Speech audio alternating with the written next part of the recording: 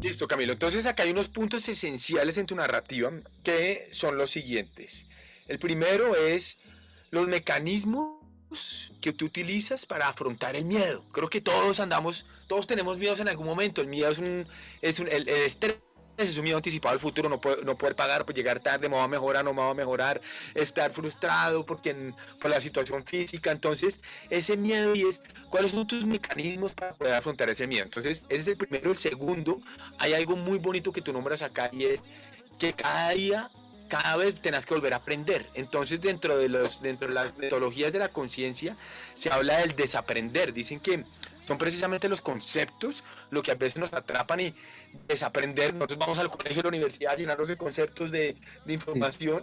Y después cuando entramos en un camino de la conciencia es desaprenda todo porque vamos a aprender a ver la vida con los lentes de un niño, de un recién nacido, inclusive de un loco, lo hablaban ciertas personas que vienen de Asia y se iban y se reunían con un loco, invitaban a un loco a vivir con ellos que hoy en día son relegados por la sociedad para que ellos total. aprendieran la vida de una manera diferente y desde ahí volver a empezar, volver a empezar cada uno de los procesos. Y el tercero interesante que tú nombras en toda tu narrativa es cómo dentro de todo lo que tú estás viviendo, te conectas obviamente con diferentes terapias y con diferentes movimientos y como tú dices, listo, esto es lo que yo tengo, en esto es lo que yo estoy y no me voy a quedar atrapado en los miedos, sino voy a seguir hacia adelante con lo que estoy viviendo. Es decir, voy a, a meterme a lo que sea que tenga que vivir.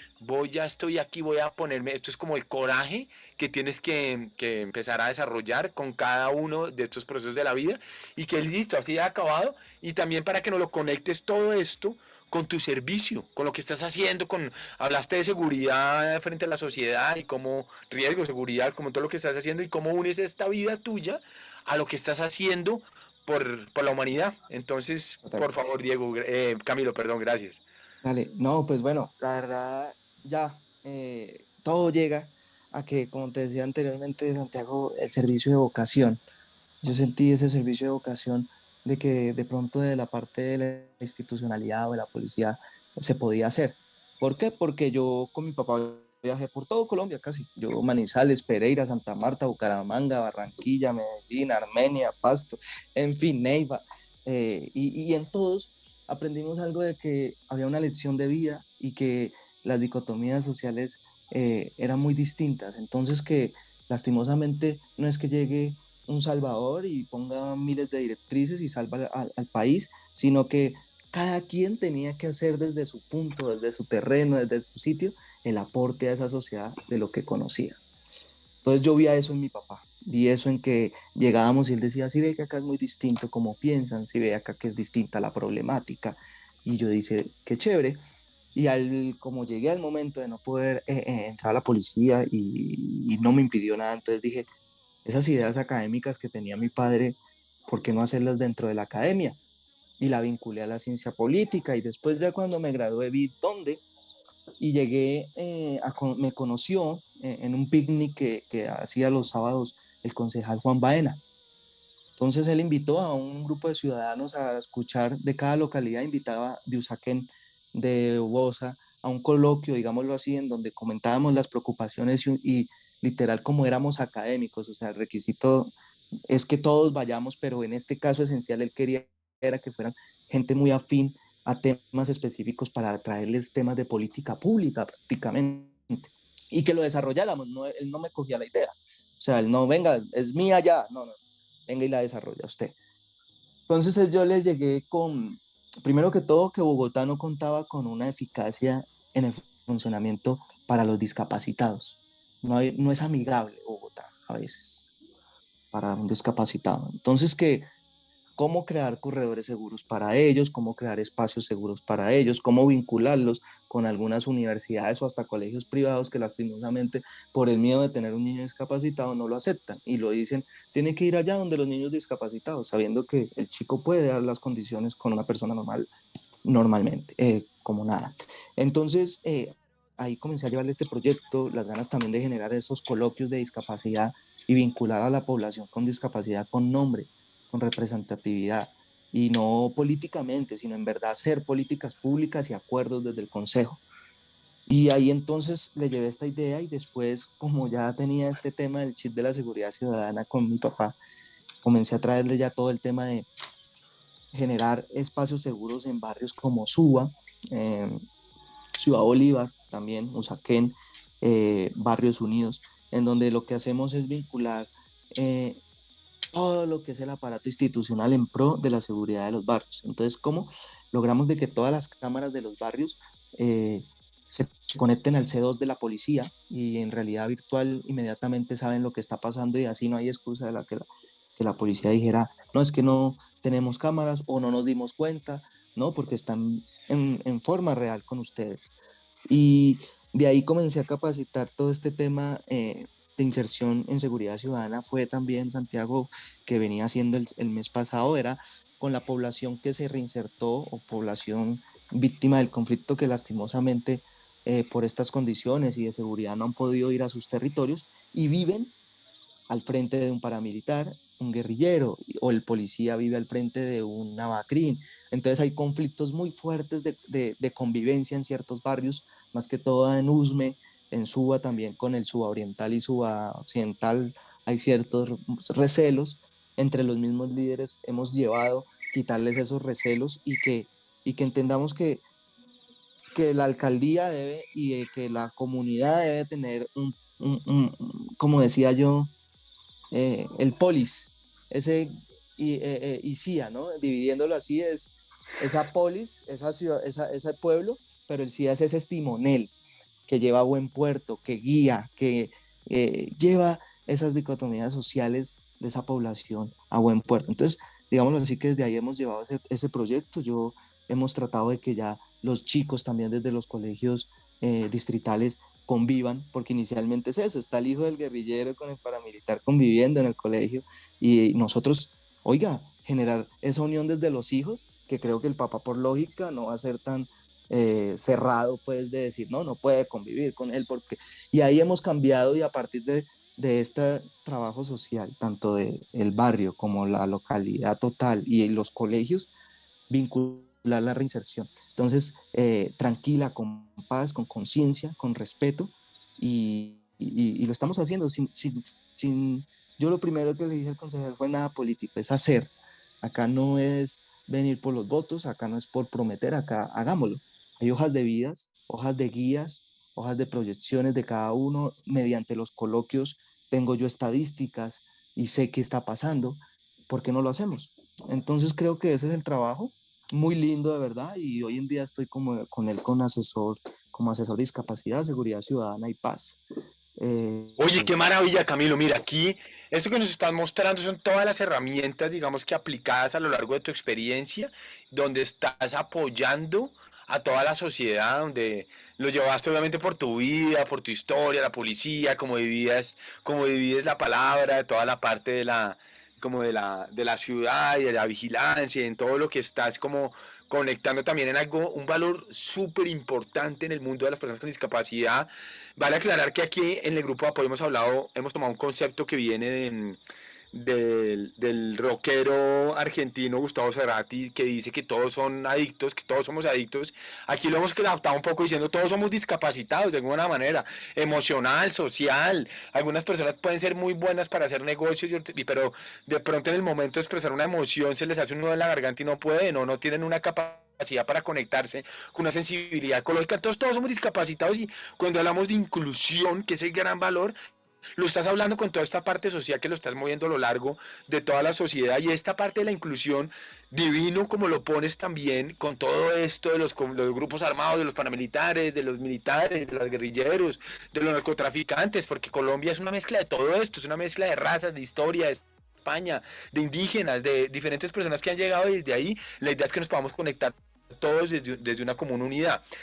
Hay un punto clave que estaba dentro de esos que veo que anotaste ahí, el punto clave, que ya como más concreto era que cuando dicen, no, no le vamos a poner el catéter porque si no se le olvida orinar, y después necesitamos que el cuerpo aprenda a orinar. Es como, esto va para los cuidadores, para las personas que están pendientes de pronto, que uno nunca sabe en qué momento un hijo, la esposa, alguien de la familia entra como en el mundo de la discapacidad o uno mismo y uno qué debe hacer. Entonces, esto es clave y es que el ayudar, el amar, es también dejar que el otro se caiga, que el otro tenga que arrastrarse si es necesario para que aprenda a caminar, que el otro afrente los miedos, y es eso, es como dejar que la vejiga responda y que aprenda a orinar, porque así funciona también en nuestro proceso de aprendizaje.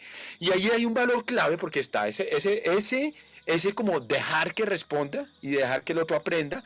Dos, está esa parte tuya donde dices, tengo que volver a aprender. Y tres, es cómo tú afrentas todos estos miedos. Entonces acá todos estos valores, aquí está, digamos que Diego te tiene una pregunta, yo estoy ahorita como atendiendo una, tengo que atendiendo consulta, tengo que retirarme. Sí, Diego, digamos que va a estar aquí unos 5 minutos por mucho más. Y para que cierres, muchas gracias. La Fundación Arcángeles es tu casa. Por sí, sí. favor, búscanos para mover todo lo que necesites. Estamos aquí para poder apoyarte en tu proceso y en la ayuda con la comunidad. Yo me voy a salir, me tengo que salir aquí para poder atender, pero aquí Diego te va a hacer una pregunta. Santiago, Muchas gracias. gracias, Camilo, y apenas tengamos la grabación yo te la envío. Vale que sí. Gracias, Muchas gracias, Santiago. gracias, Cuídate mucho. vale, Dale. gracias. Hola, Diego, ¿cómo estás? Hola, bien, gracias. ¿Me escuchas bien? Sí. Sí, súper, te escucho bien. Mira, la pregunta que te tengo es precisamente como resaltando la parte de los valores. Santiago mencionaba que el gran valor que nos convoca, pues, dentro del grupo de apoyo y de esta charla, por lo tanto, es el de la inclusión. Pero dentro de la misma presentación que tú nos enviaste para hacer el podcast, em, digamos que tú resaltas unos valores bastante importantes que dentro de tu discurso se han mencionado un poco, pero quisiera que los especificaras o los resaltaras más. El primero de ellos, pues, es lo que es la resiliencia, que para muchos todavía no está como muy claro este concepto, pero bueno, dentro del grupo de apoyo, pues, obviamente lo tenemos claro.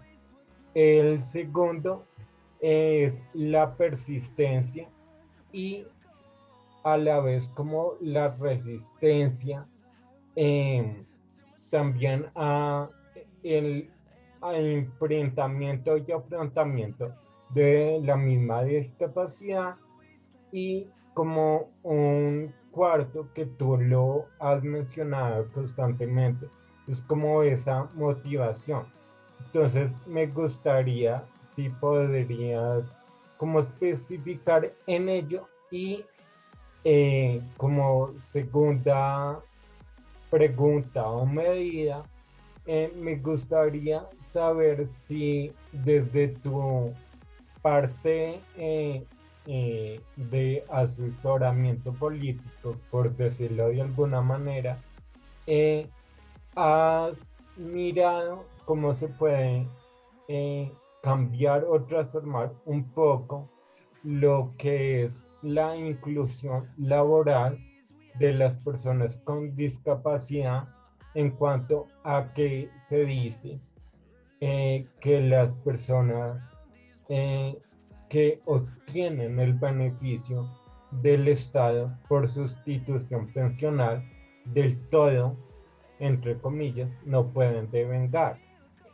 dado que dentro de la misma fundación hay una persona que pues maneja todo esto y nos explicó que que no es del todo así, pero, pero digamos que al incursionar en el mundo laboral sí puede perder este beneficio.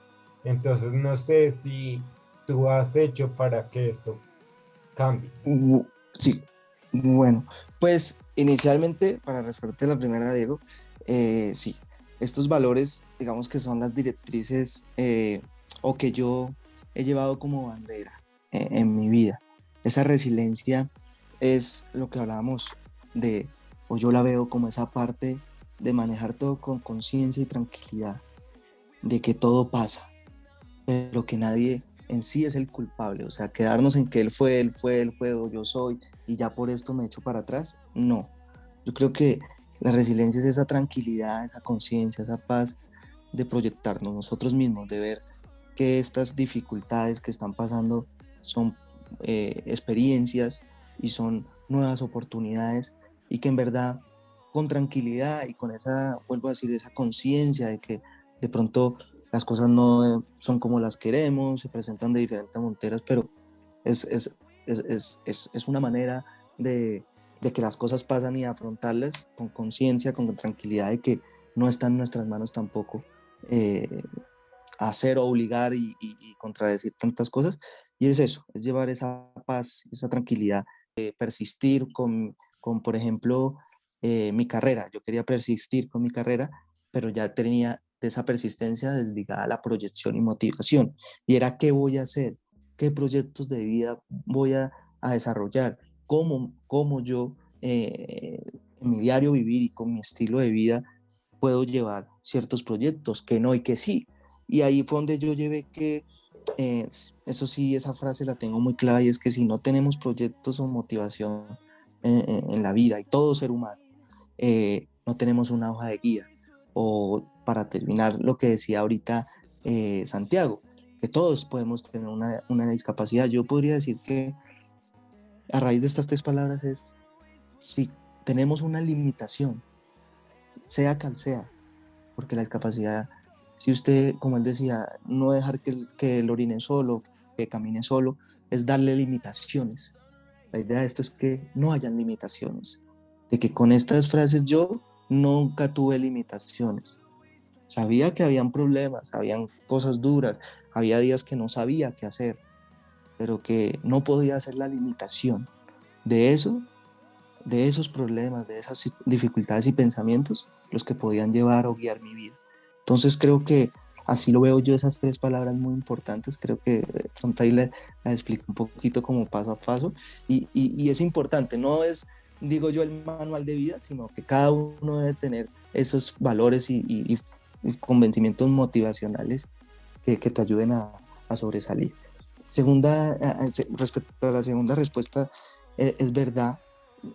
Digo que es muy complicado hoy en día, eh, digámoslo así, la parte de la incursión de una persona con discapacidad en varios, no solo en el ente público, sino en el privado. Hablaba yo con Santiago que en el privado a veces hay empresas tan de mala vibra que dicen, no, no te podemos atender, teniendo las capacidades excelentes, 10 de 10, pero es porque no tenemos un ascensor para que suba al tercer piso, y de pronto nos demanda. O sea, imagínate que ya piensan más en la vinculación de la empresa, no en las capacidades y adaptabilidad que puede tener él. Él puede decir, pues no me pongan la oficina en el tercer piso, en el primero, para que no pongan el ascensor, sabiendo que normativamente se debería poner el ascensor. A nivel de Estado es duro, porque también mi experiencia personal, Diego, es esto. A mí yo voy a la policía a decirles, mire, yo tengo las capacidades para ser un policía buenísimo. No el más pistolero y el contraguerrillero, no, pero vea, a nivel físico yo puedo, pues yo no puedo correr y todo, pero puedo sentarme a analizar, puedo ir a reuniones, puedo, en fin, puedo ayudar a muchas cosas. No, no se puede. No. Entonces, ahí viene una cosa, es que hay un proceso así que hablamos con lo de la asesoría, y es que hoy en día hay un sistema que es de nosotros de discapacidad. Ante los entes privados podemos hacer las conexiones, ante los correos. Yo tengo algunos con cancillerías que he hecho precisamente trabajos con ellos, y es eso, ellos abren los espacios con la población con discapacidad. Hay un porcentaje que todo ente del Estado debe tener, ese porcentaje de la población de discapacidad, así como piden el Fórum de Mujeres, de Negritudes, en fin. En el tema de discapacidad hay un porcentaje. Por ejemplo, en donde yo estoy, somos 2 personas con discapacidad en la misma oficina. Sobrepasamos el porcentaje porque siempre dicen que es solo uno. Pero esto es una lección para decir que por más que hayan discapacidad, no hay problema. Antes es importante que valorar lo que hemos dicho, cómo crece esa persona y qué virtudes y talentos, porque también ha creado a raíz de esa discapacidad. Entonces, mediante el Consejo de Bogotá, yo ya he venido trabajando dos proyectos importantes, Diego, y uno es generar los coloquios de discapacidad, que sean vinculantes, que los discapacitados tengan diariamente, al menos al mes, unas dos, tres revisiones por los concejales de los acuerdos que se llevan a cabo y de las propuestas que se necesitan. Y no solo con los concejales, sino en tema de la salud pública, de la seguridad ciudadana, del transporte, de la educación y del acompañamiento que debe hacer, porque muy bonito es cuando dicen, sí, discapacidad, la norma está, y sí, la constitución está, pero no hay un acompañamiento, y es lo que, digamos, creo que en esta pregunta es esencial, que se ve que sí hay cosas, hay alternativas, está el fórum que te digo, pero no hay un acompañamiento, no hay una guía. Entonces, desde ahí hemos llevado ese proyecto. Y el segundo es es muy difícil, la verdad, vengo a varias reuniones en donde uno a veces queda triste por lo cerrado del tema, pero es vincular personal discapacitado a la policía. La policía necesita pie de fuerza. Hay una gran población de discapacitados que puede proyectar su vida ahí, y no como máquinas de guerra, sino vinculando en labores sociales, en labores que la policía hoy en día está muy limitada, y es la vinculación y cercanía con el ciudadano. Y no solo para que nos diga cuál es el ladrón, cuál es el que vende drogas, sí, puede ser, pero aquí lo que queremos es la vinculación del ciudadano sobre las problemáticas sociales y de prevención. ¿Cómo evitar que hayan ladrones? ¿Cómo evitar que vendan ahí? Y esto lo pueden hacer policías con discapacidad y otros temas más que tengo, otros temas rurales, otros temas de inteligencia policial, otros temas de acompañamiento. Por ejemplo, nunca se me va a olvidar por qué traje esta idea, porque yo estuve en Chicago una vez y nunca se me va a olvidar que llega un policía con su patrulla, de esas que genera miedo, se baja el policía con todo su elemento, coge una cicla y cuando se va a montar la cicla veo que adapta su pie izquierdo a la cicla. No tenía un pie y comenzó a hacer su patrullaje por toda la avenida del río Michigan, haciendo control en las tiendas, saludando cómo van los guías que por acá, normal. Que sí, que de pronto sí tenía su arma y ya, yo digo, bueno, no lo veo tan hacia acá, yo lo quiero más lo social, sí, pero indirectamente, si ves, vincularon a una persona con discapacidad, ejercía la norma normal, sin limitancias. Entonces creo que sí, ese es el proceso que hemos llevado, ese es el proceso que yo llevo con este proyecto de la policía. Es un proyecto muy tedioso, muy fuerte, porque hemos tratado de hablar con el general Vargas y a veces pues eh, hemos tenido otras reuniones antes a eso y ellos dicen, bueno, pero es que la parte dogmática, la parte normativa de la institución no deja. Y yo digo, pues lo mismo es hacer un plan piloto. No estamos haciendo imposiciones, planes pilotos. ¿Qué tal que la población con discapacidad que creemos, que son 60 discapacitados, 70 discapacitados que pueden ingresar, sean nomás 20, pero al menos es un plan piloto, no estamos imponiendo algo. Entonces, es bonito desde todos los frentes, ¿no? La proyección de esa vida de esa persona, la distribución de cómo puede salir adelante y también que también hay personas con discapacidad que lastimosamente también están con problemas económicos y que pueden ayudar esto. Y que no les dan trabajo por lo que hablábamos, Diego, porque no hay oportunidades, porque no hay conocimientos, porque no hay muchas cosas y herramientas que en verdad podríamos desde la parte social y desde los entes, que en vez de hacer solo política, es hacer, lo estamos haciendo. Y creo que esa es la marca y la consigna diaria, es hacerlo, no quedarnos en hablar. Y la población discapacitada siempre se ha quedado en hablemos de ellos, pero no hacer. Entonces creo que eso es el trabajo que he venido haciendo y lo que digamos en esa segunda pregunta hemos lo que hemos podido sobrellevar. Ok, vale, muchas gracias. Pues esto realmente es bastante importante, maravilloso también, pues toda esta labor que se está dando, pero digamos que me surge una pregunta también que se escucha como en el ardor popular y es si tú crees que esto tiene que ver con que seamos un país tercermundista o no, dado al mismo ejemplo que tú ponías de este policía en Michigan?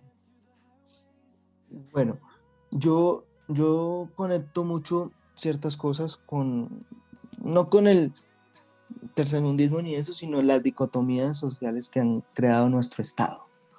Nuestro Estado ha sido, por ejemplo, a nivel de policía, un Estado militar totalmente. Es una policía, la policía más militar, yo puedo decirte, de Sudamérica y puede estar entre una de las del mundo, por el contexto social. Eh, y aparte esas limitancias o ese carácter más de ese, sí, tercermundismo es cómo concibimos nosotros nuestra historia y nuestra diario vivir. Lastimosamente acá, si usted es discapacitado, usted está impedido, usted no tiene valor para muchas personas en ese consciente, porque de pronto en la época del bipartidismo y cierto, como hablábamos hoy en día con Santiago de los locos son los apartados sociales, a mí me parece desprestigio total tener indigentes, porque un indigente es un ciudadano que no tiene derechos. Entonces, ¿qué Estado es el que dice que cuida a sus ciudadanos, pero tiene ciudadanos en la calle sin derecho? Entonces, es eso. Es más que todo cómo se ha creado las dicotomías sociales y los conceptos sociales de la población colombiana y que ha llevado a tener cierto resentimiento, no, sino otra condición de tratar a estas personas, otra condición de hacer política para ellos, otra condición de analizarlos, otra condición de pensar sobre ellos. Entonces, yo lo veo así y que vamos poco a poco con estas situaciones y trayendo el ejemplo de los países que traen esas dicotomías más desarrolladas de aceptabilidad, de incorporación de toda su población, de protegerla, del verdadero estado de bienestar. Vamos poco a poco cambiando esa manera de pensar, como personas como tú, como yo, como Santiago y como las fundaciones y como muchas más personas que escuchen nuestros diálogos y como yo siempre he dicho, un discapacitado es la punta de iceberg de una gran población que no es discapacitada, sino que es más proyectada en muchas otras cosas, porque un discapacitado tiene que crear nuevas alternativas, nuevos pensamientos, nuevas formas para su desarrollo. Entonces, ¿qué más que es eso? Yo creo que ese cambio se va a ver paulatinamente y paulatinamente también te lo va a decir Diego, siendo autocrítica a nosotros, es tomando esa vocería y escuchándonos, porque lastimosamente hay que decirlo, hace unos años yo decía, hombre, ¿dónde estamos? ¿Dónde hay alguien? Me decían, ¿quién es el representante de los discapacitados? Kropatowski, pero yo decía, y la comunidad discapacitada. Y ese pensamiento que dice Diego, que dicen y que analizan así la discapacidad y la perciben así, porque no cambia. Y es eso, creo que indirectamente cada individuo ir haciendo que la población o nuestro círculo vaya entendiendo de que la discapacidad no es una limitancia y no es todos esos conceptos que tenemos recíprocos de la discapacidad que nos lleva hacia atrás, hacia 1840 y todo. Es eso, yo siento que va más ahí y que poco a poco tenemos que ir cambiando como muchas cosas han cambiado. La filosofía se dice que el fin del mundo no era los mayas, sino los fines del mundo. El fin del mundo es constantemente cuando cambian de generación, porque es muy distinto como pensaba mi mamá hace unos años, ¿no? Mi mamá decía, quiero un hogar, mi familia, más conservador, digamos, el análisis de vida. Hoy en día tú le preguntas a una mujer y te dice, no, yo quiero es proyectar mi carrera primero y después por ahí ven casarse, u otras dirán que sí, pero ya hay un cambio distinto de pensamiento y de proyecto de vida grupal. Entonces, es eso, al cambio de las eras y de los pensamientos vamos a ir fortaleciendo. ¿Cómo? Vinculándonos más los discapacitados en sentido de pertenencia, ¿sí? De resiliencia y de que somos discapacitados pero no limitados y que hay mucho, el mundo nos merece y nosotros los merecemos. O sea, eso nadie se puede cerrar a eso.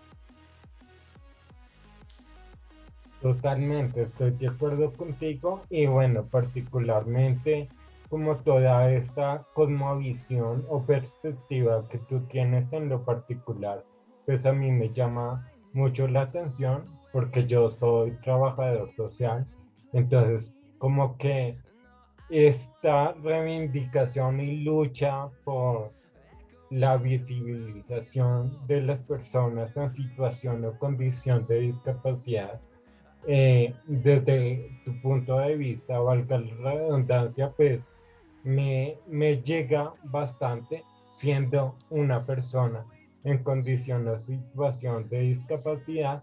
Y digamos que dentro de esta última parte del discurso, tú mencionabas algo bastante importante y que me hizo recordar algo también que se dice popularmente, y es si realmente tú crees que el que no conoce su historia está condenado a repetir.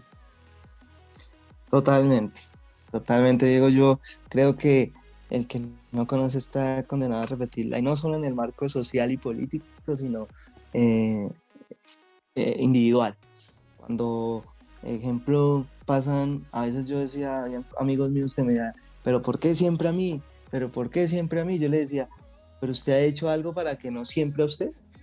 Entonces, analice esa proyección de lo que ha pasado, analice muy bien el camino de su vida, y yo lo veo de que la historia es hermosa desde todos los puntos de vista, porque la historia no es la misma. Eso lo tengo claro. Muy diferente es la historia como la vemos acá, como la vemos acá y acá y acá. Pero es ser respetuoso de esos puntos de vista de la historia, pero que aparte de esos puntos de vista deben traer, como siempre lo he dicho a lo largo de hoy, de nuestro diálogo, es analizar cómo esas problemáticas, o en este caso esa historia, esas circunstancias que nos ha pasado, pueden mejorar al diario vivir del ser humano, al diario vivir de uno mismo. Y no hay nada más lindo que el humano que tiene historias. Sin historias usted no hay una bitácora, pienso yo. La historia es la bitácora, los pensamientos es esa bitácora del pensamiento, del alma, donde usted trae esos recuerdos y desde ahí se fortalece para sobresalir de muchas dificultades y de analizar nuevas cosas. La historia ayuda para que no traguemos entero. La historia ayuda para no caer en los mismos errores de antes, pero la historia ayuda para recrear nueva historia. Y eso es lo que yo digo que es muy importante en el tema de discapacidad. La historia no ha marcado muy bien qué ha pasado o qué ha dicho pues los grandes pensadores o que las masas de discapacidad han hecho una revolución. No, pero sí podemos crear a partir de esa historia de que no han sido valorados, de que hay un carácter. Yo no soy resentido de que es que los que no, no, no, no. Digo, eso es lo que hablamos acá, de que hay personas que conciben la discapacidad distinta. Y es tratar desde eso, crear nuestra nueva historia. Desde que esas personas decían que los discapacitados son impedidos, que el discapacitado no puede tener novia, que el discapacitado pobrecita la familia, pobrecito y pobrecito, cambiar ese pensamiento en qué admiración, qué bacano, qué chévere, mire cómo lo hacen, si él lo hace, ¿por qué no? Porque con todo respeto yo no escuché al primer discapacitado que quiera sobrepasar al otro. Nunca, y si lo hay, bueno, habrá, pero nunca. Nosotros somos una unión de eso, de que hombre, es difícil como yo llevo el camino, pero imagínense lo difícil que debe ser el camino de él. Porque yo soy consciente de eso. Yo cuando voy a donde el doctor Turriagui, madre, entran compañeros de discapacidad, porque tenemos lo mismo pero de diferente nivel.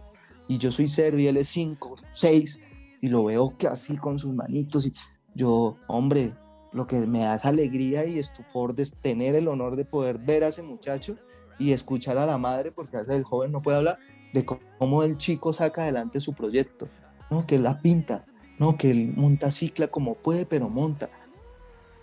Entonces es eso, Diego, yo creo que la historia parte de eso, de respetar esa historia del otro individuo para crear y fortalecer la mía. Y creo que eso es como lo que concibo de esa parte. Totalmente. Bueno, me encanta pues esta metáfora que traes como a colación de la bitácora, porque realmente pues eh, la bitácora es un diario, es el diario a vivir, y es como esa transformación y ese cambio que cada individuo estamos haciendo para hacer valer nuestros derechos y asimismo como resurgir. Entonces también tiene que ver como con esa unión o construcción de común unidad que tú nos mencionabas desde el principio, que tiene que ver como con esa parte del nacimiento. Y precisamente acá se ve como ese renacer. Entonces, pues te agradezco mucho que traigas a colación esta metáfora y asimismo, pues para mí realmente ha sido un honor tener esta conversación contigo, pues escuchar de la boca de alguien que de pronto uno lo ve como alguien ajeno a uno porque está, pues, digamos que en una mayor esfera, eh, tener como esta charla así tan coloquialmente. Muchas gracias realmente. No, Diego, de verdad, muchas gracias a ti, a Santiago y a toda la fundación por abrirme este espacio. Yo estoy lleno de orgullo y de honor de poder estar acá porque yo siempre he dicho, no soy nadie entre los grandes y yo simplemente lo único que siempre luché y sigo luchando es porque primero entiendan que fuera una discapacidad hay un gran hombre y una gran persona, que no hay que tener esa cohibición y que nosotros somos muchos y somos personas de verdad de un carácter y una formación de valores y de resistencia impecable. Entonces, para mí es el honor estar contigo, con Santiago y de verdad agradezco mucho este espacio y estoy disponible siempre para lo que necesitan, cualquier ayuda aquí estaré y siempre ya vinculado con ustedes. Muchas gracias y bueno, ya finalmente creo que con esto que nos dices, creo que como algo que uniría todo sería la frase, la unión hace la fuerza.